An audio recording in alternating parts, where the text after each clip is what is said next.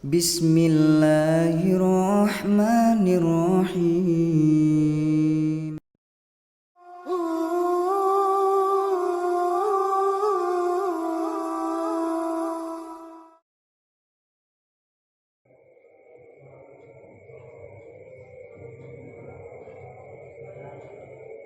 Assalamualaikum warahmatullahi wabarakatuh.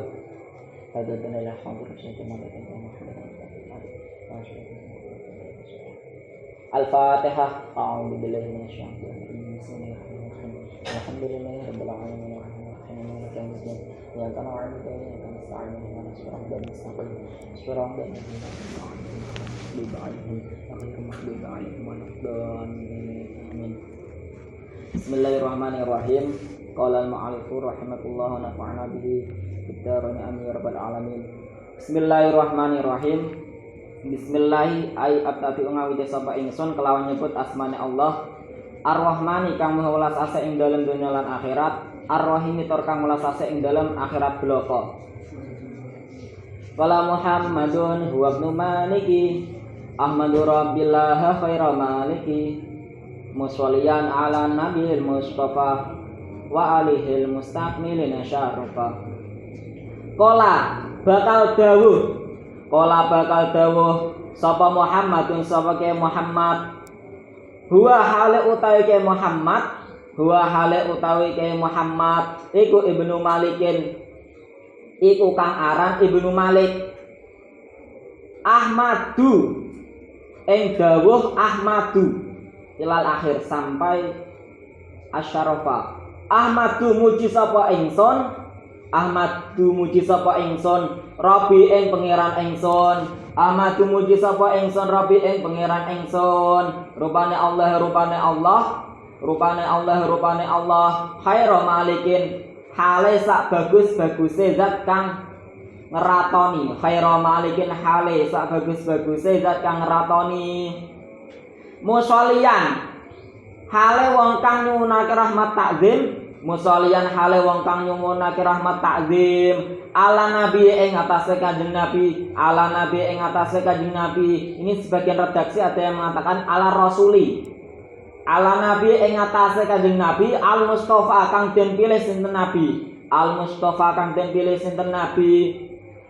Wa alihi lan keluargane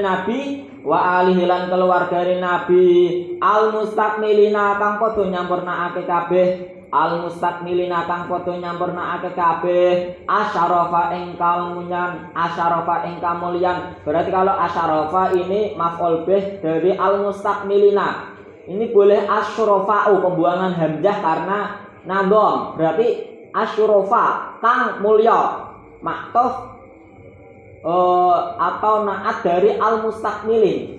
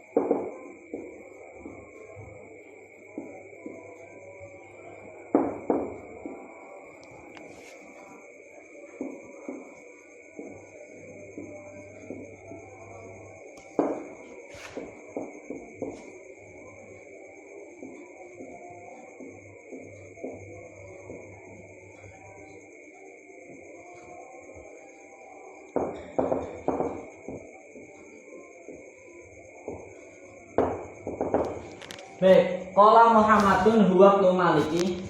Ini lafal kola. Kalau kita tadi memanai adalah bermakna zaman mustakbal. Kola bakal dawuh. Yang semestinya kan yakulu yang mempunyai makna istiqbal. Tapi kok kola kok bermakna istiqbal? Seharusnya kan yakulu. Kalau memang kita sepakat dengan redaksi kola, berarti kola was dawuh. Nah, padahal ini karangan Mbah Musonef baru dimulai bait pertama, lafal pertama. Kok menggunakan redaksi kola? Seharusnya kan menggunakan redaksi yaqulu, bakal, dawuh. Nah, ini namanya dalam ilmu balaghah namanya majaz mursal. Nanti dalam Al-Qur'an ada saya berikan satu contoh. Itu contohnya ata amrullahi, akan datang hari kiamat. Ini di surat An-Nahl juz 14. Kalau bisa dibuka, ata amrullahi falatas takjilu. Ayat pertama ini. Ata amrullahi, akan datang hari kiamat. Yang kalau kita lihat secara tekstual seharusnya kan bermakna telah datang hari kiamat. Kok mempunyai zaman istiqbal. Nah, ini kalau dalam ilmu balaghah saya ulangi lagi namanya majaz mursal. Ketika ada sesuatu yang diyakini dan akan terjadi, ketika meredaksikan dengan fi'il mandi, maka itu boleh bermakna zaman istiqbal. Itu tentang kola, namanya majaz mursal.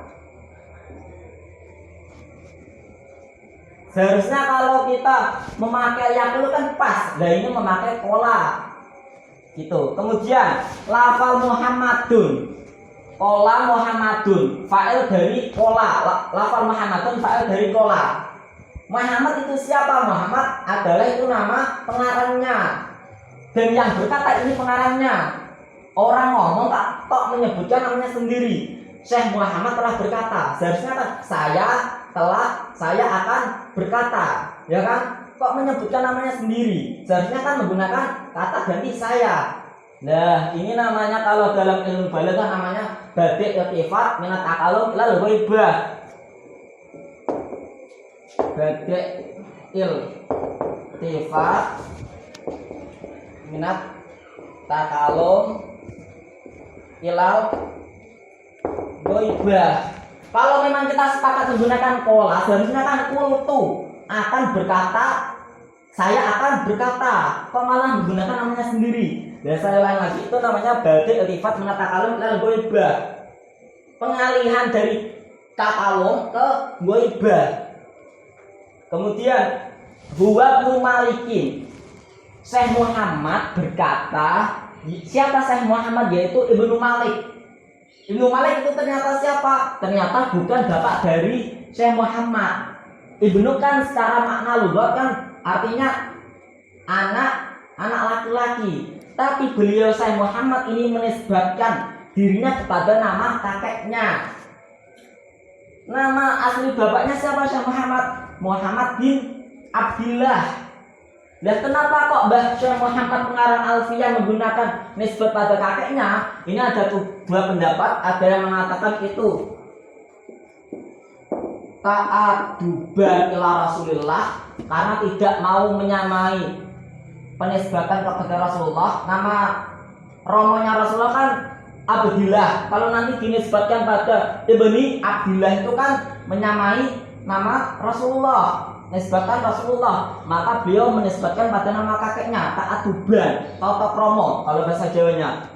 Kemudian yang kedua itu mengatakan karena beliau itu lebih terkenal dengan nama Ibnu Malik, makanya beliau menisbatkan dirinya pada nama kakeknya. Seperti itu. Kemudian Ahmadur Rabbillah Khair Maliki, beliau Syekh Muhammad memuji kepada Tuhanku, maksudnya Syekh Muhammad itu saya memuji Tuhanku yaitu Allah, yang mana Allah ini sebaik-baiknya Tuhan atau Ratu. Artinya bukan berarti kita setuju adanya Tuhan lebih dari satu, bukan. Kita tetap menafikan Tuhan itu satu, tapi diredaksikan dengan Khairu Maliki. Kemudian yang menarik dari bait pertama, dari nadom pertama, itu antara satar awal dengan satar sani. Ini namanya satar awal, ini satar sani. Itu akhir dari satar awal dan akhir dari satar sani, yaitu lafal Maliki dan Maliki ini sama. Sesuai kaidah ini bermasalah, nggak boleh. Sesuai kaidah ilmu syair nggak boleh. Kaidah balaghah juga nggak boleh. Loh, mengapa kok Syekh Muhammad menggunakan redaksi yang yang menurut sekilas itu bermasalah. Sebenarnya ini bukan bermasalah. Yang bermasalah itu ketika satar awal dengan satar sani itu lafal dan maknanya sama. Sedangkan maliki satar awal dan maliki satar sani ini maknanya beda walaupun lafalnya sama. Nah kalau kita kembali ke kaidah maka tidak bermasalah. Yang bermasalah itu antara lafal dan maknanya sama. Itu.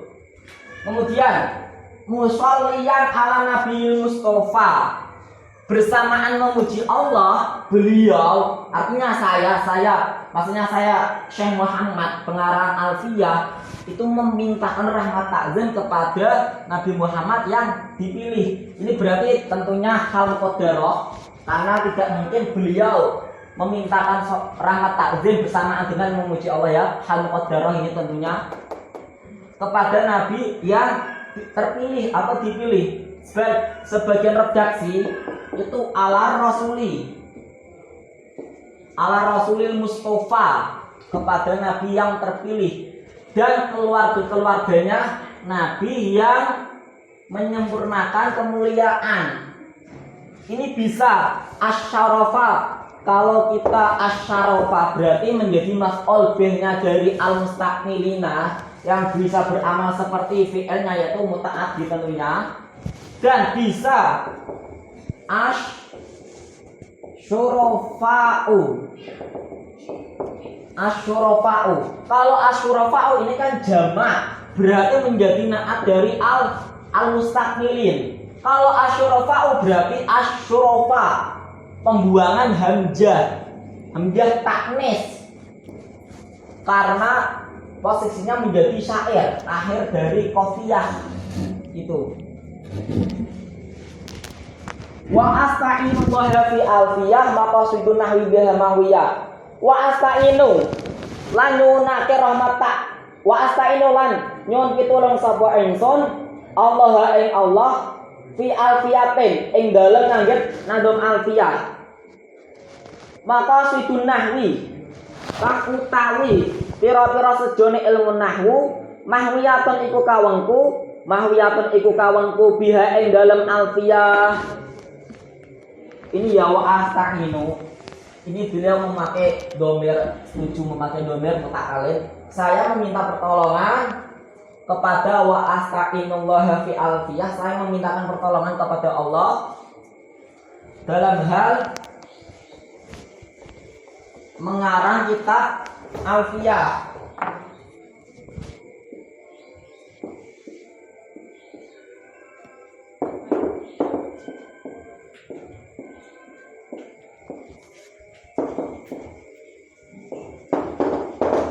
Wa asta'inullah fi alfiyah. Saya meminta, ini saya Syekh Muhammad meminta pertolongan kepada Allah. Ini tentunya bermakna tolak ya, tolakul fi'li, meminta pertolongan kepada Allah dalam hal mengarang kitab alfiyah. Wa asta'inullah fi alfiyah maqasidun nahwi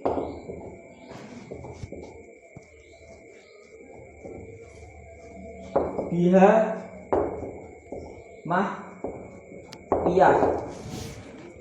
Yang mana makoset ilmu nahwu itu termuat di dalam kitab alfiyah. Nanti mulai pembahasan awal itu nanti ada makoset ilmu nahwu pertama tentang kalam, nanti tentang mu'rab wa mabni, setelah itu tentang ma'rifat dan nakirah, setelah itu isim alam, setelah itu isim isyarah, setelah itu mubtada khobar, dan masih banyak lainnya. Itu nanti dijelaskan di sarahnya. Kalau nanti ada makoset ilmu nahwu yang tidak dikatakan di alfiyah, berarti menurut Mbah Syekh Muhammad itu tidak terlalu dianggap penting. Sebenarnya penting semua, tapi menurut beliau itu sudah mencukupi makoset yang di dalam kitab alfiyah. Tuqaribul aqsabil lafzil mujazi wa tafsutul badala bi wa'din munjazi. Tuqaribu kang bisa markake apa alfiyah. Tuqaribu kang bisa markake apa alfiyah. Al aqsa ing makna kang angel al-aqsa ing makna kang angel bilafdin sebab lafal mujazin kang den ringkes apa lafal wa tafsutu lan bisa beber apa alfiyah al-badla ing peparing biwaktin kelawan janji munjazin kang den lestarekake apa wa'at ini alfiyah bisa mendekatkan kepada makna yang sulit disebabkan lafalnya itu ringkas. Artinya lafalnya ringkas tapi maknanya banyak. Berarti kalau lafalnya ringkas maknanya banyak, mudah dihafal. Nah, ini kebanyakan pesantren-pesantren itu tradisinya menghafal alfiyah, karena itu nanti kalau kita lihat di di sanad keilmuan muhafadzah itu dari Mbah Mat Sarang. Mbah Mat Sarang itu punya guru namanya Sayyid Umar Sato. Sayyid Umar Sato itu kakaknya Sayyid Abu Bakar Sato. Sayyid Abu Bakar Sato itu pengarang I'anatul Thalibin. Sayyid Umar Sato itu punya anak namanya Abdullah. Abdullah punya anak namanya Hamzah Sato itu di Sedan. Nah, kemudian Sayyid Umar Sato punya murid namanya Mbah Mat Sarang. Mbah Mat Sarang itu punya putri namanya Nyai Hamdanah. Nyai Hamdanah kemudian digarwa Mbah Zubair melahirkan Mbah Maimun. Nah, kemudian ketika Mbah Mat pulang ke Sarang, tradisi muhafadzah itu dibawa dan korban-korbannya itu kita muhafadzah. Kalau nggak muhafadzah nggak naik kelas, biasanya gitu. Bilafdin mujazi, lafalnya ringkas, mengandung banyak makna, mudah dihafal. Watab sutulan bisa beber al-badla yang paring biwaktin kelawan janji munjazin kang den sarake apa wa'at. Dan itu bisa memberikan dengan janji-janji yang dipenuhi akan memberikan pengetahuan atau pemahaman ketika kita nanti belajar kitab alfiyah, kalau memang serius dihafalkan. Watak tadi ridon bil ghairi suhtin. Wallahu a'lam bishawab. Al-Fatihah. A'udzubillahi minasyaitonir rajim. Bismillahirrahmanirrahim. Alhamdulillahirabbil alamin. Ya kana 'abdu wa nasta'in.